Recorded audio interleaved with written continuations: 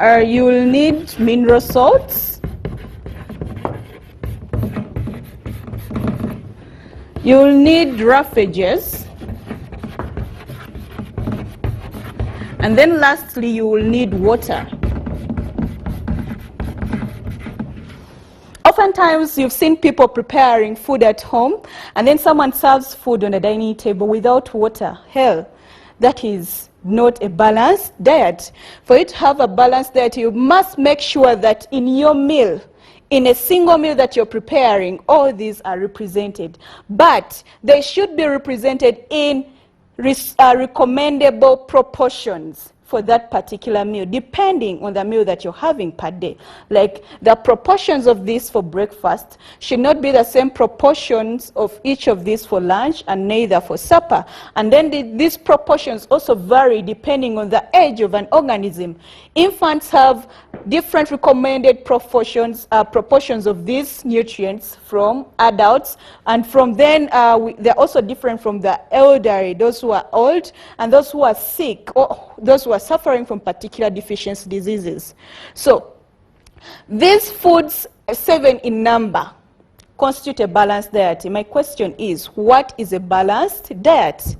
So if we are to define it, basing on knowing that in your balanced diet you should have all these 7 in their right proportions, then you would say it's a meal that contains all food values or all food nutrients in their right proportions. And what are these? We shall start with carbohydrates. Carbohydrates is a major food.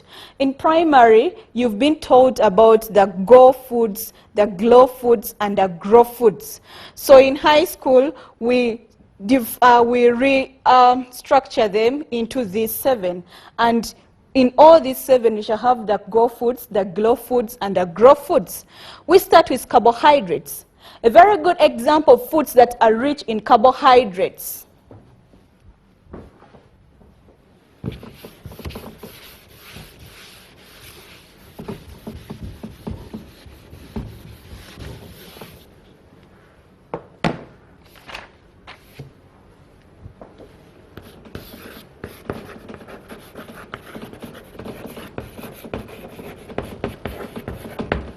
Examples of foods that are rich in carbohydrates that can be included in our meals, we have rice, we have cassava, we have potatoes. Now these ones can either be the sweet potatoes or the Irish potatoes. And then we have all the maize products. The maize products here, I mean, you can have porridge, posho, the cornflakes, the so-called Weetabix, all those are a source of carbohydrates. And very many other, we have matoke, plantain, all those are sources of carbohydrates in our body. So this is, in most cases when you are preparing a meal, this forms main or major of our meal. In most cases, someone will say, "Bampe mere, e mere neva." So these ones form the mere, the so-called food. So in most cases, some of us will only have a mere alone, or maybe only rice. You call them brown rice. And then you take water, something like that. But ask yourself, is rice containing all the 7 nutrients? Or maybe someone can only eat porridge in the morning, and the entire day is like that. Are you having a balanced diet? No. So what the functions of these in our body, the carbohydrates? 1, the smallest unit of a carbohydrate is glucose.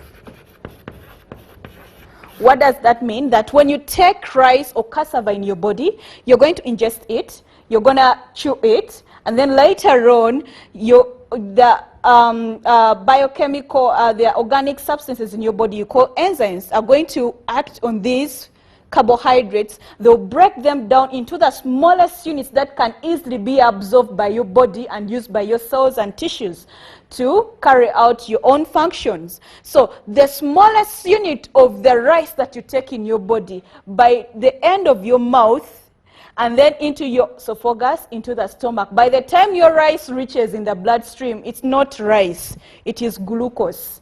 So the enzymes in your body have chemically broken it down into, have catalyzed a reaction whereby they have been chemically broken down into glucose, which is the smallest unit over which this carbohydrate can be used by your body. So it will depend on what you place on your plate. You don't need to eat a full heap of cassava or rice or posho, especially to the teens, because if you're having less activity by the day, you don't need a lot of maize on your, of potato, cassava, rice on your plate. Take, for instance, like you're going to stay in the house the whole day and watch TV. So at the end of the day, when you take a big heap, you're going to produce a lot of glucose in your body that is not needed urgently, because the food we eat in our body should be equal or proportionate to the activity of your body, so that as you put it in your body, you're going to use it at the end of the day. So the glucose, when it enters your body, it should not be excess. But then, if it is taken into the bloodstream, what is its function? One, it serves as a respiratory substrate.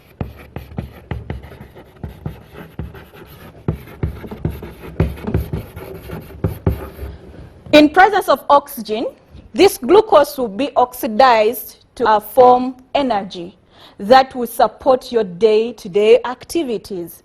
So that is the principal need of carbohydrates, energy, glucose. And that is how I said one function of the food, for you to eat, you must get energy. And this is how you get the energy. The carbohydrates are hydrolyzed into glucose, which is a respiratory substrate during aerobic respiration, to give you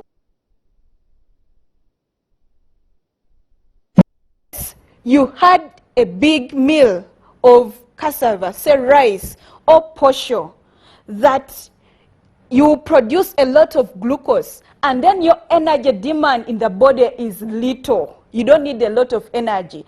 Like the amount of energy you need when you are staying home seated or when you're going to sleep whole day is not the same amount of energy that you need, say, when you're going to do an activity, like when you're going to run, like when you're going to play football, like when you're going to do building activities or any activities at home. So when you take more food than what your body requires, excess glucose is being formed. However, the body will pick out the glucose that it needs for that particular time, and it will use it to provide the little energy you need for that day. Where does the excess glucose go? That is now the question, the UNEB question for today, which is UNEB question number 34, 2006. They're asking, what is the function of the excess glucose in your body? So if you form excess glucose in your body, then the excess glucose, after some of it has been used to provide you energy, the majority will remain. So the other one will be converted into a storage form, or a form that can be stored in your body as reserve. And that form is, we call glycogen. This is a form into which glucose is stored in your body as an animal, but also plants, when they make excess glucose, they can also convert it into another form we call starch, and they also store it. So glycogen and starch are storage reserves of glucose in animals and in plants respectively for future use. You realize that sometimes there's plenty of food, you eat like an animal very fast. You eat, you get enough glucose, you store some. But then later on, you know you're going to starve. Some students have a tendency of saying that eat once and starve once. So the other day you're going to spend the entire day on water, and a diet of water alone, and maybe and popcorns. So the glucose you stored in form of glycogen, that day will come out because it's a reserve. It will be now hydrolyzed back to glucose and to provide you with energy. So that is why we store some. However, not all is stored. Some more glucose that remained of the excess glucose will be converted into fats. And these ones will be taken and stored under your skin, or they will be stored and around your delicate body organs for cushioning and protective functions. So if the fats that are formed are very many, at the end of the day, you're going to increase in weight. And that is how weight comes in. Now, another function, the glucose can also be, excess glucose in your body can also be converted into amino acids and later on forms proteins in your body. And that are functioning in any other way possible.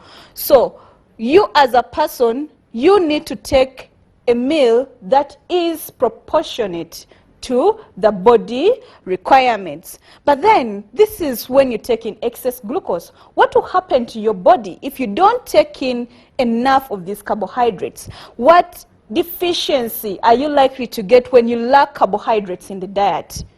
You develop a deficiency disease. And this deficiency disease is called marasmus, which is a disease that is gotten in most cases under conditions or periods of starvation or famine. It's common in most people who live in areas that are famine-ridden or that have drought and there's not enough food. So you cannot eat any of this to give you energy. So as a patient of marasmus will display particular symptoms like body weakness. Why do you get body weakness? You do not have the glucose that is going to provide you with energy. So you get body weakness. You get a wrinkled skin, there's stunted growth, a lot of signs and symptoms, and then the stomach will shrink. And all those, and then there will be muscle wastage. Why the muscle wastage? Because at the end of the day, when glucose or carbohydrates are not in the body, your body will encroach on the proteins that make your tissues to provide energy, and the muscles will start wasting, so you become weak, and then you cannot walk or stand. But someone can see you're a mature person, really, but it's just like you're stunted. You're having something that you're lacking enough nutrients in your body. So that is the deficiency disease you get if you don't take enough carbohydrates in the diet, in your diet. And as I say, this deficiency, in most cases develops in patients or people who are in areas that are hit with famine, where there is not enough food.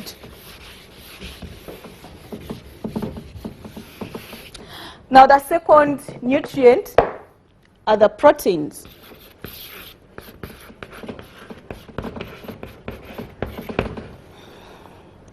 Common sources of food of proteins in your body, we have eggs or dairy products. By dairy products, I mean milk, beef, cheese, ghee, whatever. We have honey. Sorry, honey is a carbohydrate. We have meat. Meat of different types. Here we can have mutton, we can have pork, we can have chicken, we can have beef, all different kinds of meat. Then we have beans. These are plant proteins. The so-called the normal beans, the soya beans, all those are examples of proteins, and many other foodstuffs. Now, just like in carbohydrates, where the building unit was a glucose, in proteins the building unit is an amino acid. An amino acid is a smallest unit.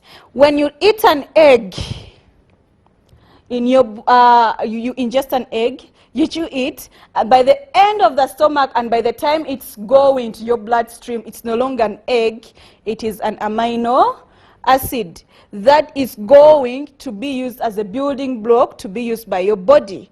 So the amino acids are of two types. We have essential amino acids, and then we have the non-essential amino acids. Now, the essential amino acids cannot be synthesized by your body, so they have to be provided within a meal to your body. And then these non-essential amino acids can be manufactured by your body. The unique part of it is all animal proteins contain all the essential amino acids. The essential amino acids are always 10 in number.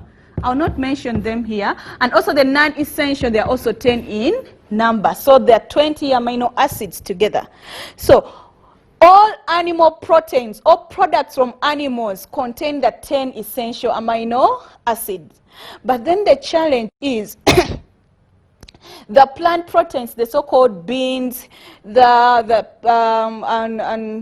and many other proteins that come from these, they lack some of the essential amino acids. So because the animal proteins contain all the 10 essential amino acids, we call them the first-class proteins.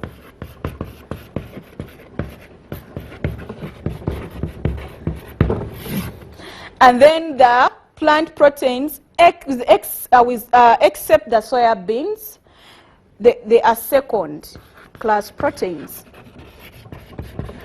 Why do we call the plant protein second class? Because they lack some of the essential amino acids that in most cases are not manufactured by the body. So that is why when you're having proteins, a protein diet in your body, you should at least make sure that you alternate, you rotate. Sometimes you take an animal product, which is protein, and sometimes you take the plant product. So what are the functions of proteins in your body? Why should you have proteins in your body? Now, the proteins very essential in a way that for them they are responsible for the growing of the body, growth. Why? They are they form they enable the formation of new cells and tissues. As I said, the body you had when you're 4 months old is not the same body you're having when you are right now at 16. So, because you take proteins in your diet, they are going to be used as building blocks for new cells and tissues in your body. And then in any case, there are tissues and cells in your body that wear out. Then these proteins will also enable in the repair of worn out tissues.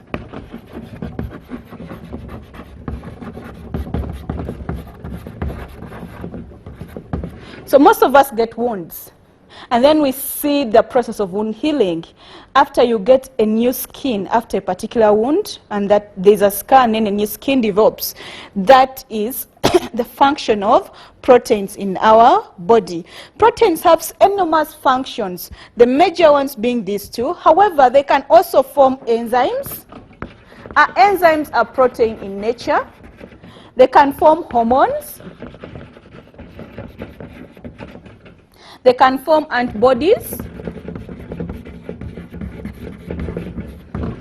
All these are protein in nature. Then the other major thing is the proteins can also be structure in nature, whereby they form body structures, such as the nails, the hair. That kind of protein is called keratin, so they can form body structures.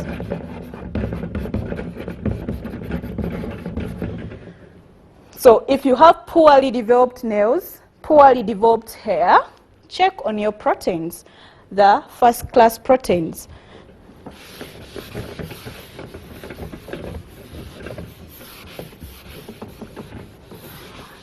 What happens to your body when you take excess proteins?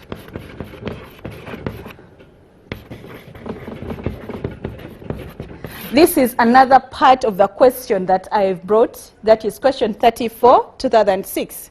What happens to your body when you take in excess proteins? Say, in the morning you had a meal of eggs, milk, and then for you pack for eggs. You eat 4 eggs, you eat like 2 cups of milk, and then later on you're going to have as many pieces of meat on your plate as possible, for those of you who have mululu. So what will happen to the excess proteins? Surprisingly, your body does not store any excess proteins. In carbohydrates, your body can store excess glucose for future use. The body does not store excess proteins, no. The body, after taking the proteins, it will pull out the protein content it needs, and the remaining protein, remember we said it's an amino acid, and this is the structure of an amino acid.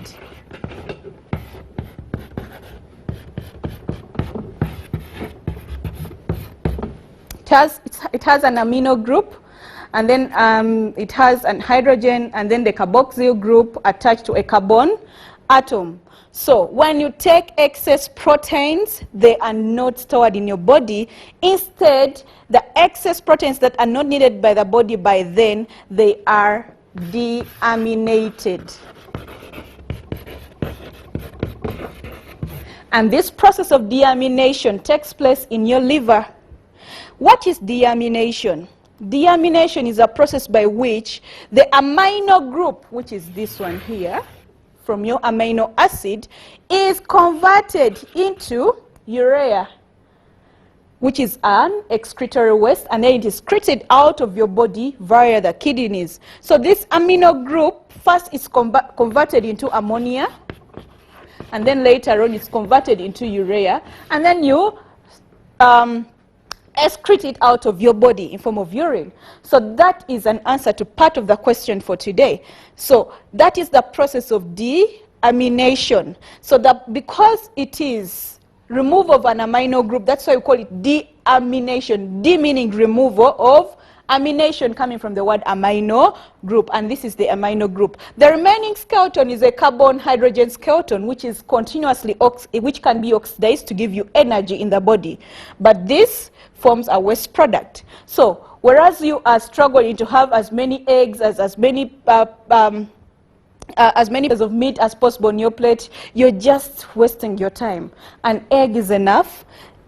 A piece of meat is enough. Tomorrow you're going to eat beans. So whatever it is, take proteins that are enough for you in the diet. Because if you take excess, you're only going to put your liver onto task of deaminating it and excreting that extra protein out of your body. Then, in any case, you do not have enough proteins in your body. What happens?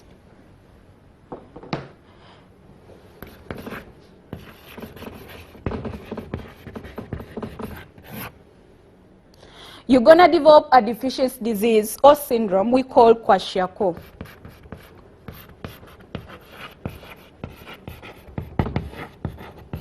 The spelling of kwashiorkor should be taken care of.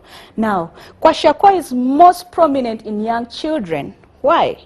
This syndrome or disease is common in young kids who are weaned early and they are placed on a maize diet or on a carbohydrate diet.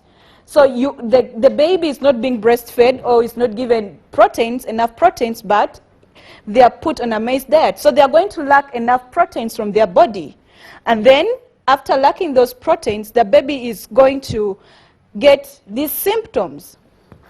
One, we get a bloated belly, the so-called pot belly. The limbs are thin and the other parts of the body, but the belly is very big. The baby will become stunted or will become slow in the rate of growth. And then the baby will undergo mental retardation,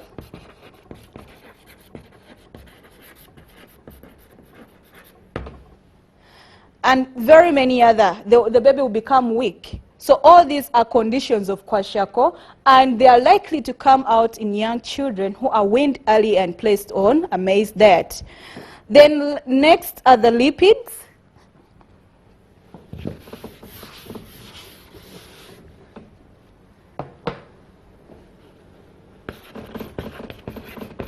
Lipids are the so-called fats and oils.